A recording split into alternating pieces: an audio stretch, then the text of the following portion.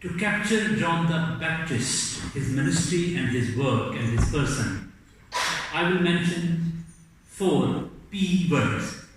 Not B, P. 4 P words.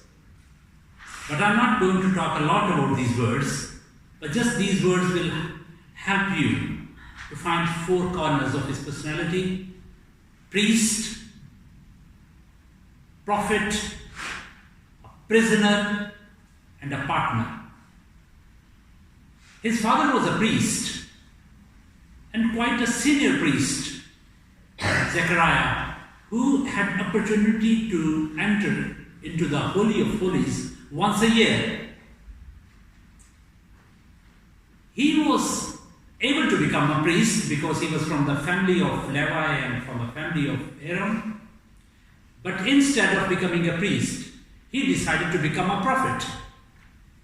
And quite a strange prophet, with a weird dress, different food, and lived in the wilderness.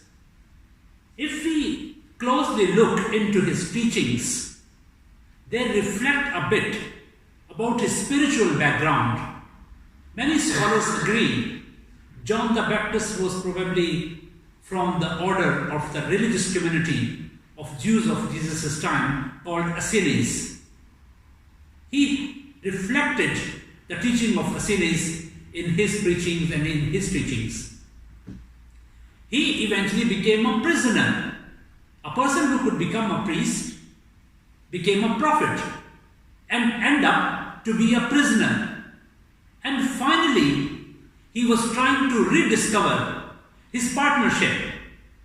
The partnership about him, which he was very clear: I am partner in mission with Jesus. At the very beginning of his ministry, he declared, I am not the man you are looking for. I am a voice in the wilderness. I have only come to prepare the way. And I am, without saying I am Elijah for you we are waiting for, he simply said, I am a voice and I have come to prepare the way, to wait for the Lord. And he who is coming is greater than me. He was saying these things at the peak of his ministry. When we are very popular, of course, people don't like to talk about those who are less popular. When John was saying these things, he was talking about Jesus, who was probably 6 months younger than him, and his cousin. And if you look at the family background of those both, John was coming from a very prestigious background. His father was a very senior priest in the temple. He grew up in Jerusalem or in Jericho, in a quite nice, comfortable, and quite prestigious area. And Jesus grew up in Nazareth. His father was a carpenter. A different story. But they were cousins, they were relatives. And he was less concerned about his relation with Jesus. He was more concerned about his partnership in mission with Jesus. He was happy to submit himself as much lower in position than him, though he was much popular at the beginning of Jesus' ministry. And interestingly, most of Jesus' disciples were John the Baptist's disciples. Jesus' first disciple ever, Andrew, was John the Baptist's disciple. He heard John saying about Jesus, he is the Lamb of God. And then he became Jesus' disciple. And he brought his brother Peter, and then many others joined him.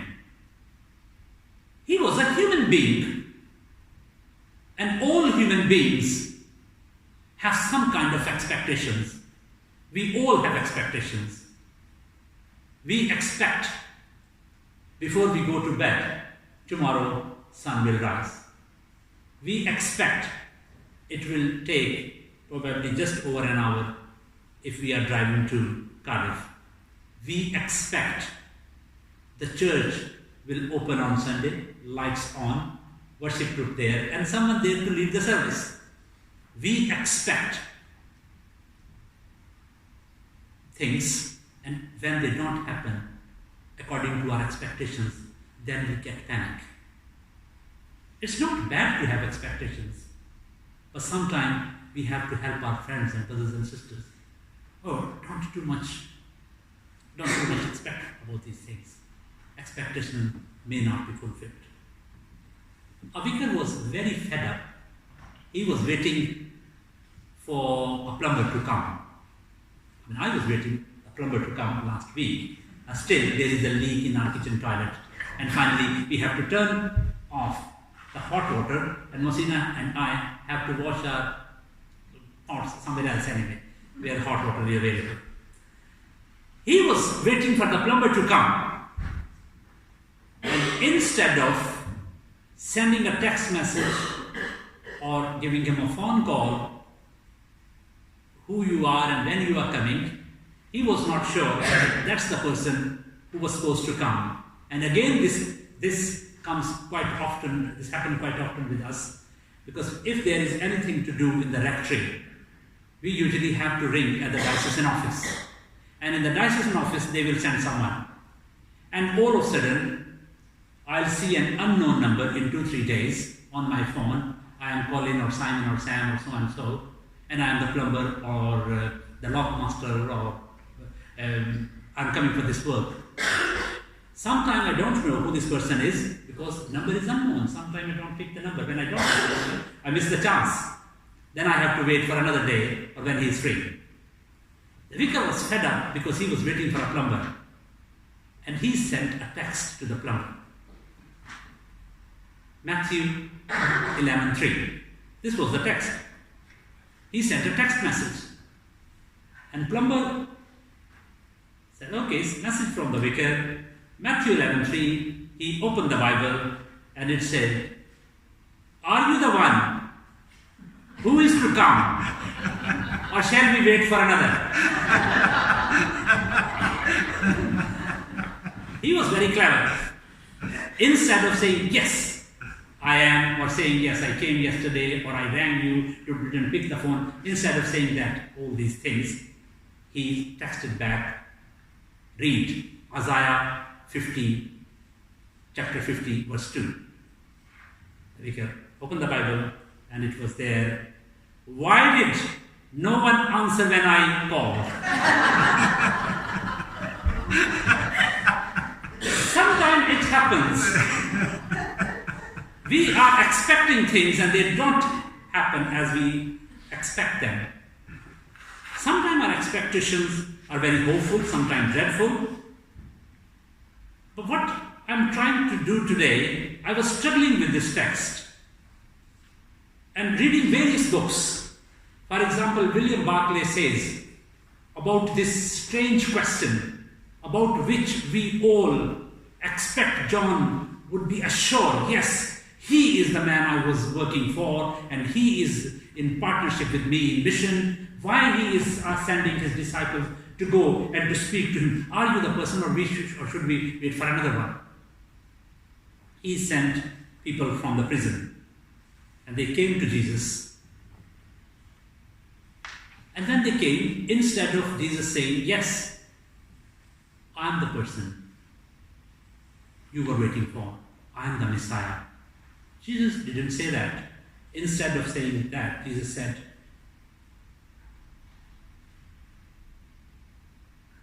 just go and tell John,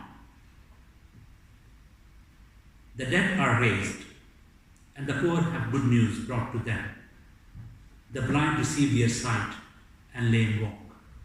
When John said these things, he was not talking about himself. He was talking about his ministry and his work. He was not giving focus to him as Jesus. He was giving the focus to the messianic work he was carrying out. He was helping them to understand what he was doing and for what he came. But John in the prison, he knew about it. He sent his disciples so they are assured that yes, I was on the right track and he is the man for we all were waiting for. But another way of looking to this gospel reading can be, he was confined in a jail, a real prison, where Herod sent him because of his uncompromising message. And now he was not just in the physical jail, but also in the prison of his expectations. His expectations were, when the Messiah will come, he will come with the wrath of God. When he will come with an axe. When he will bring fire, justice, and he will challenge all those people who sit on the powerful seats, and he will continue what I have done, and that is going to be the end of the world. End of the world being, in a sense, the day of judgment. When he heard these stories, or when he may have heard these stories, Jesus, I prepared way for him. Instead of talking about fire, axes, and judgment, he is spending time with tax collectors, with the sinners, with prostitutes, and with all those people who are not good in the society. He is not really a continuity of my ministry. This is another way of thinking and seeing this gospel reading. And then he was imprisoned within the walls of his own expectations that he created. Jesus will do that, and Jesus will do that, and Jesus will do that. Sometimes it happens with us. We expect things, and then we want God to do things in a way we would like them to be done. And then when we don't see things happen in that way, then the problems start. Is it really the right person we prayed for? Is he or she the person we were looking for? We were in partnership with that person, or with that organization, or with that church, or with that political party, or whosoever we call them. No. Then the doubts start. And sometimes, without seeing the bigger picture, just like John's disciple came, just to sort it out. Are you the person we were looking for? In prisons, especially when people are in isolation, it's quite a dreadful thing. I'm sure no one of you have experience of what happens in the prison. I do have. Not literally I was a prisoner, but I was a prison chaplain for many years in Pakistan. I have visited prisons a lot of times. I used to go to take services in the prison. Mosina and I, we both used to go. Sometimes she would go to the women's side, and I would go to the men's side. We used to receive letters when we were in Pakistan, written by prisoners, if they were able to read and write, or by someone who was able to write something for them about the problems they were facing. I know at least one person who was eventually hanged. He was in prison for many, many years. And I can tell a lot of stories, but one story I would like to tell from my own ministry as a prison chaplain. Once I received a letter written by a prisoner on behalf of another prisoner. In that letter he wrote, Reverend Khan, in next 3 days, one of our prisoner fellow, who is a Christian, is going to be hanged. His appeal and his mercy appeal has been dismissed in all the senior courts, even from the Supreme Court of Pakistan. Black warrant has been issued. His family has been told on that day at 11 a.m. come and collect his dead body. And this is going to happen in 3 days. It was quite dreadful even to read that letter. And the letter was brought to me by an old man who was father of that young person who was in prison. I didn't know what to do.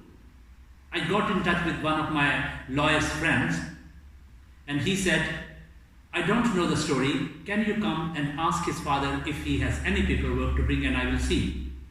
I took him to that lawyer, and he, after seeing all these papers, he asked him, can you please go and sit outside?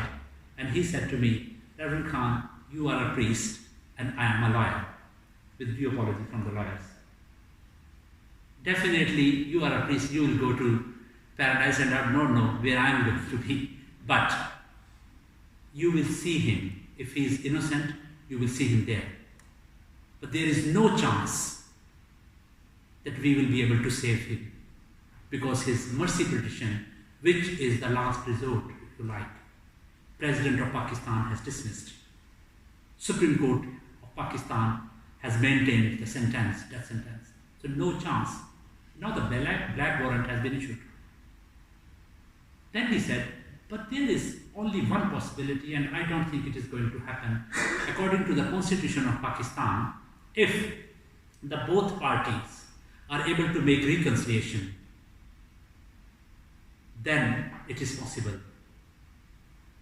And I said, it looks impossible, because there are 2 or 3 murders involved in this case. I know this man is innocent, but this is how things sometimes work. He has been blamed for something or accused of something which he never did, but actually it's everything on the piece of paper he did. But anyway, he said that's the only way. So I got in touch through my bishop with the interior minister, who intervened on the basis of that these were the Christian Lenten days, and if that execution can be delayed for 15 days, and during these 15 days expectations were that there will be a reconciliation between 2 parties, and then they will forgive him without getting any money. This is what Islamic law is. And then it was delayed, and by all glory to God, within 15 days a reconciliation was made. I myself and many other people from the community, we got involved, met with the both parties, and tried to help them to understand how important it is for this young man to live. And not just this for young men to live, but both of your families and both of your groups to live in harmony and peace. And both were Christians, and eventually it happened. In 17, 18 days, he was out of the prison. Now he is in Lahore, living a happy life with his 3 daughters and wife. When he came out, he married, and he is very happy now. And they both families meet together, they know each other well now, and they don't have any problem. But if it had not happened, what was going to happen, that would go ahead. Sometimes we expect things. His father never expected my young child will go to a prison one day. Asia Bibi, an innocent woman who is now released, and the man who worked tirelessly under enormous pressures, significant pressures, to set her free from prison, is a Muslim lawyer. He doesn't share faith with her, but he had a great compassion for her. And interestingly, he is coming to St. Edmunds next month, and he will be giving talk in this church on the case of Asia Bibi, one of the most high-profile case in last 10 years in terms of human rights and religious freedom.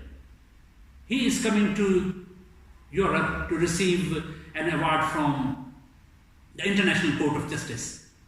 But Anthony Sek and I and Eric, we are trying to put a little program for him together, how it is possible for us to meet with people who know those who are in prisons. When we talk about John the Baptist, he was behind the bar for something which he never did. He was just pointing out something in his society which he didn't like to happen. And because he was a man of God, he was not expect, at least in the Holy Land, these sort of things to happen. That's why he criticized, and in result of that, he was sent to the prison. He could become a prophet, but he could become a priest, but he became a prophet. Then he spent time, I don't know how many days or weeks, as a prisoner, and finally he was beheaded. But before he was killed, he sent his disciples to see Jesus. To see Jesus, to ask him, are you the one, or should we wait for another? He knew, I am not the way, but I have come to prepare the way. He knew, I am not the light. I have only come to indicate the true light which was about to come. He knew, I can denounce a king, but I cannot enthrone one. He knew, I can strip an idol of its power, but I can't reveal the true God. I can wash the soul in sand, but I cannot dress it in white. I can eat the word of the Lord like wild honey, but I cannot lace his sandal. I can condemn sin, but I can't bear it away. Behold the Lamb of God who takes away the sin of the world. In the name of the Father, and of the Son, and of the Holy Spirit.